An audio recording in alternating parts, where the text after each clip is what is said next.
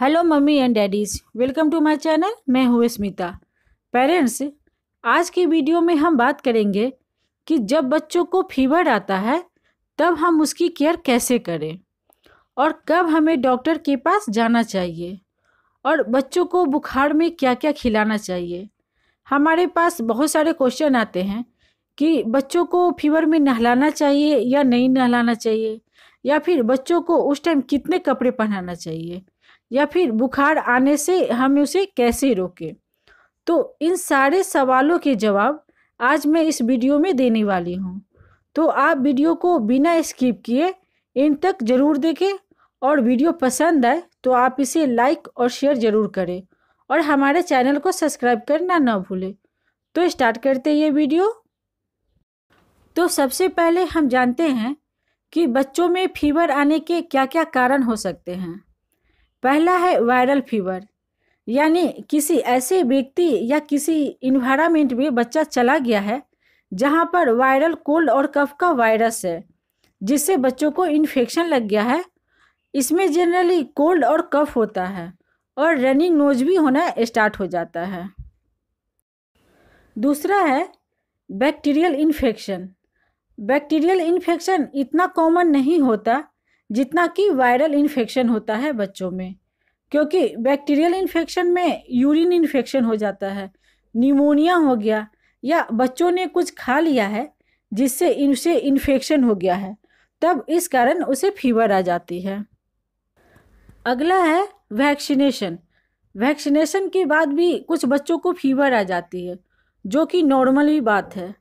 1 से 2 दिन में ये फीवर खुद से ही ठीक हो जाती है, या उस टाइम डॉक्टर जो भी मेडिसिन देते हैं उससे बच्चों का फीवर 1 से 2 दिन में ठीक हो जाता है। अगला है ओवर ड्रेसिंग।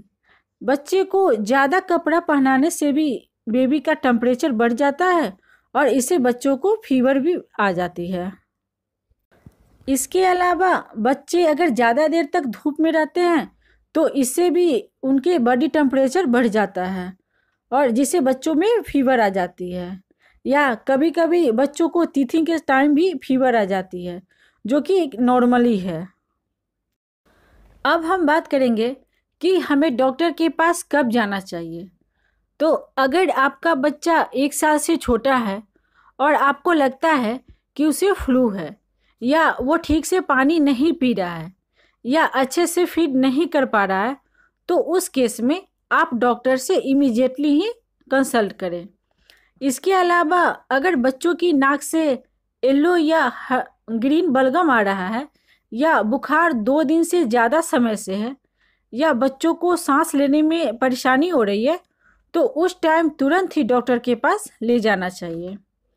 इसके अलावा मेडिसिन देने के बाद भी बच्चों में कोई सुधार नहीं हो रही है, या उसका टेम्परेचर बढ़ता ही जा रहा है, तो उस टाइम भी आपको बच्चों को डॉक्टर के पास ले जाना चाहिए। या इसके अलावा बच्चों को उल्टी आ रही है या फिर लूज मोशन हो रहा है, तो उस केस में आपको जल्दी ही बच्चों को डॉक्टर के पास ले जाना चाहिए। अब बात करते हैं कि बुखार में बच्चों की केयर कैसे करें। तो सबसे पहली बात, जब भी बच्चों को बुखार आए तो आप तुरंत ही डॉक्टर से कंसल्ट कीजिए।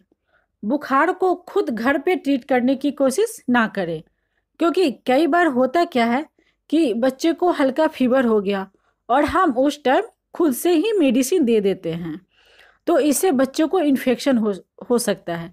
या फिर हमारे आसपास जो भी व्यक्ति है या फिर किसी रिलेटिव से हम पूछते हैं कि हमारे बेबी को फीवर आ गया है, तो उस केस में हम क्या करें, तो वो बताते हैं कि मैंने अपने बेबी को ये मेडिसिन दी है, आप भी दे दो तो वो ठीक हो जाएगा।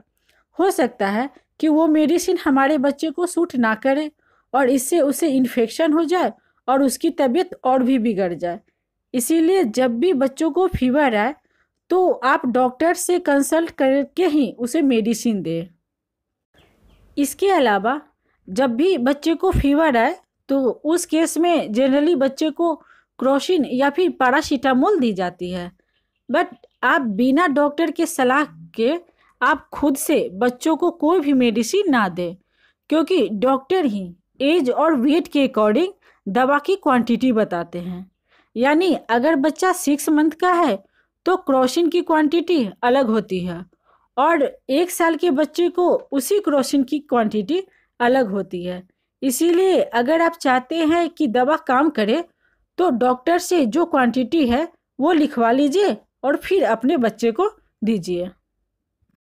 इसके अलावा अगर बच्चों की टेम्परेचर 102 से ऊपर जा रहा है तो उस टाइम बच्चे को स्पंज बाथ ज़रूर दीजिए।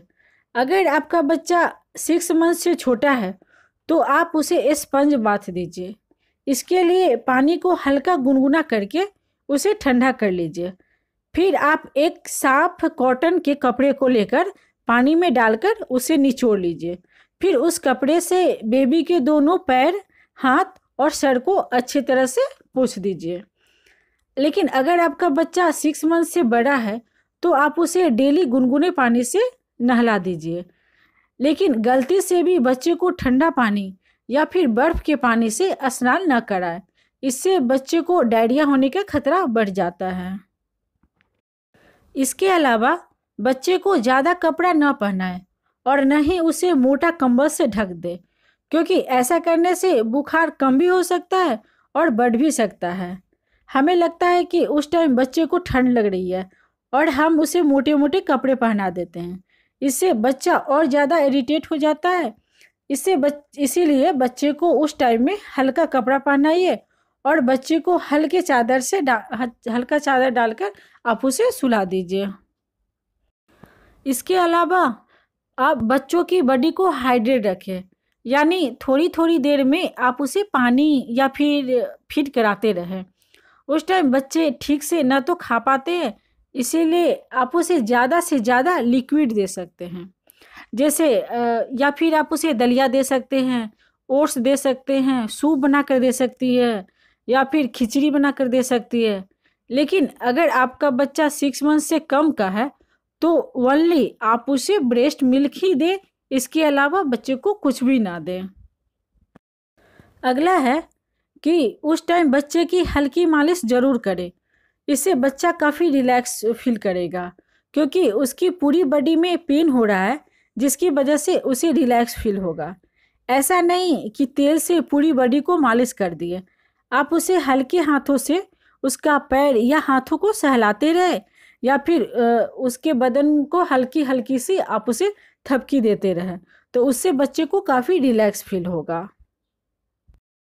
इसके अलावा मैं आपसे एक ज़रूरी बात करना चाहूँगी कि जब भी बच्चे को फीवर आए तो आप बिल्कुल भी लापरवाही ना करें और ना ही आप अपने आप से या फिर किसी से पूछकर आप बच्चे को मेडिसिन दें।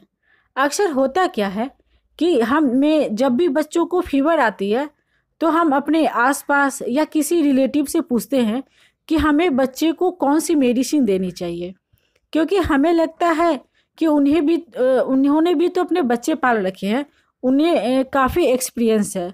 तो ऐसी गलती बिल्कुल भी ना करें। आप उस केस में तुरंत डॉक्टर से कंसल्ट करें और डॉक्टर के अकॉर्डिंग आप बच्चे को मेडिसिन दें। आई होप हमारा वीडियो आपको काफ़ी पसंद आया होगा।